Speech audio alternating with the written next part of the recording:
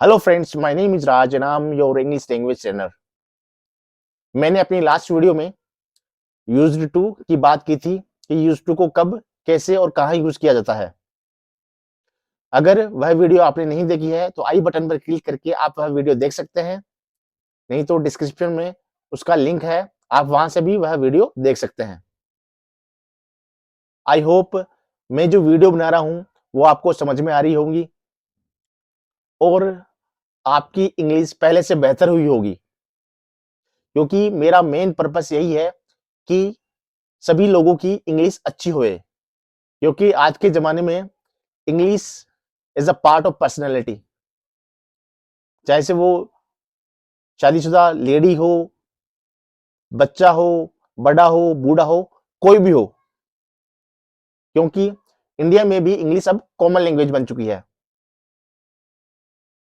तो आज हम एम टू, इस टू और आर टू की बात करेंगे कि कब हम एम टू, इस टू और आर टू का यूज करते हैं। बहुत लोग पहली बार सुन रहे होंगे कि एम टू, इस टू, आर टू भी कुछ होता है, लेकिन इंग्लिश में इनका यूज किया जाता है बोलने के लिए। तो बिना टाइम गवाए हम शुरू करते हैं आज का टॉपिक। सबसे पहले मैं आपको बता दूं, जहां सब्जेक्ट आई होता है वहां एम टू यूज होता है, और जहां सब्जेक्ट ही, शी, इट और सिंगुलर होता है वहां इज टू यूज होता है, और जहां सब्जेक्ट वी, दे और प्लूरल होता है वहां आर टू यूज होता है। तो अब हम इनका यूज करना समझेंगे कि कब हमको इनको यूज करना है। एम टू, इस टू और आर टू को हम जब यूज करते हैं जब हमें अभी किसी काम की करने को बताना है कि हम यह काम करेंगे, कि मुझे यह काम करना है या ये काम अभी होना है। तो ये थोड़ा बहुत भविष्य का सेंस देता है कि क्योंकि अभी करना है, कि कोई काम अगर आपको अभी करना है तो आपको am to, is to, are to का यूज करना है। इन्हें हम एग्जाम्पल से समझेंगे कि कब हमें आम टू, इज टू और आर टू को यूज करना है। जैसे आपके पास कोई व्यक्ति आता है और वो कहता है चल यार बाहर चलते हैं, लेकिन आपको नहाना है। आपको क्या करना है? नहाना है।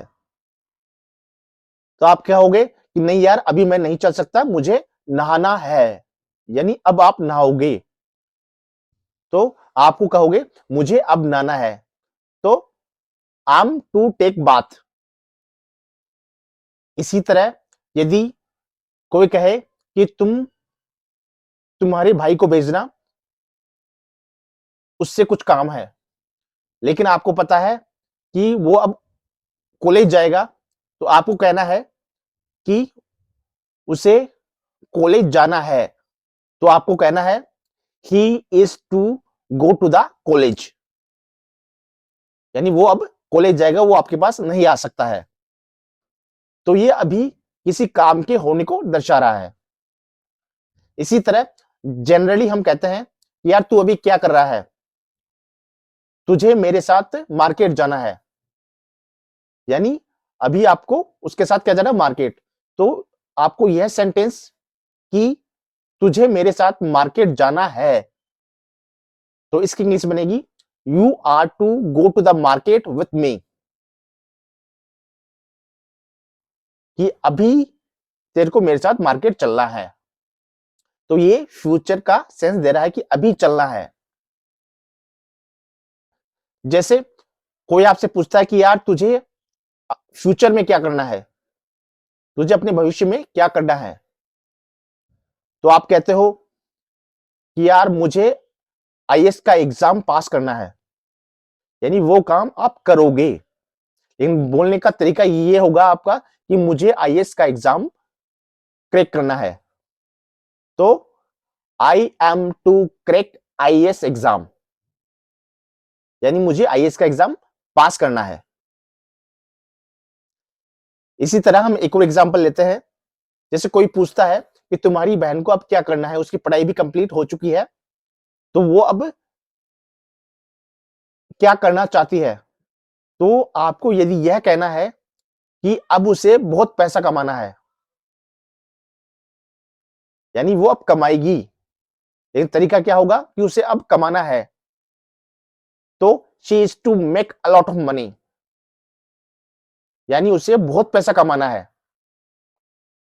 तो आई होप दोस्तों आपको एम टू इज टू और आर टू समझ में आ रहा होगा। और यदि हमें एम टू इज टू और आर टू का नेगेटिव बनाना है, तो हम am not to, is not to और आर नॉट टू का यूज करेंगे। जैसे हम कुछ नेगेटिव सेंटेंसों का एग्जाम्पल लेते हैं।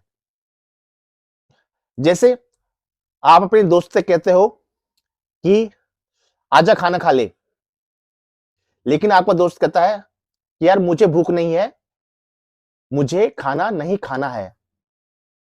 तो इसका सेंटेंस बनेगा I am not to take food, कि मुझे खाना नहीं खाना है, मुझे भूख नहीं है। इसी तरह यदि कोई कहता है कि तुम्हारी बहन पढ़ने में बहुत अच्छी है, उसे डॉक्टर बनना चाहिए, लेकिन आपको उससे यह कहना है कि उसे डॉक्टर नहीं बनना है, तो she is not to be a doctor, यानी उसे डॉक्टर नहीं बनना है, she is not to be a doctor. इसी तरह यदि आपके दोस्त की किसी से पटती नहीं है, किसी से बनती नहीं है, तो आपको कहना है कि तुम्हें उससे अब बात नहीं करनी है, यानी तुम्हें उससे बात नहीं करनी है। तो तुम्हें उससे बात नहीं करनी है, इसकी इंग्लिश बनेगी you are not to talk to him, कि अब तुम उससे बात नहीं करोगे या नहीं करनी है। इसी तरह जैसे आपसे कोई कहता है कि वह लड़की तुम्हारे भाई से मिलना चाहती है, लेकिन तुम्हारा भाई उस लड़की से नहीं मिलना चाहता, और आपको कहना है कि उसको उस लड़की से नहीं मिलना है, यानी अब उसको उस लड़की से नहीं मिलना है, तो he is not to meet her, यानी उसे उससे नहीं मिलना है, he is not to meet her. इसी तरह हम एक और एग्जांपल लेते हैं। हम जो होते हैं अपने पेरेंट्स को बहुत परेशान करते हैं, जैसे वो किसी भी बात को लेकर, लेकिन अगर हमको यह कहना है कि अब हमको हमारे पेरेंट्स को परेशान नहीं करना है, कि अब हम बड़े हो चुके हैं, अब हमको किसी भी बात के लिए हमारे पेरेंट्स को परेशान नहीं करना है, तो अब हमें हमारे पेरेंट्स को परेशान नहीं करना है, तो इसकी इंग्लिश बनेगी we are not to irritate our parents.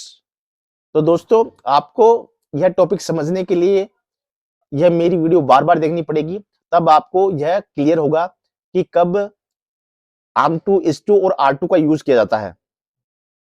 और इसको समझकर आप जितनी ज्यादा सेंटेंस बनाओगे उतना ही आपका डाउट क्लियर होगा। बस यह ध्यान रखना, कोई काम आपको अभी करना है तो आपको आम टू, इज टू और आर टू का यूज करना है। आई एम श्योर दोस्तों आप मेरी इस वीडियो को लाइक करेंगे, शेयर करेंगे और मेरे यूट्यूब चैनल को सब्सक्राइब करेंगे। Thank you.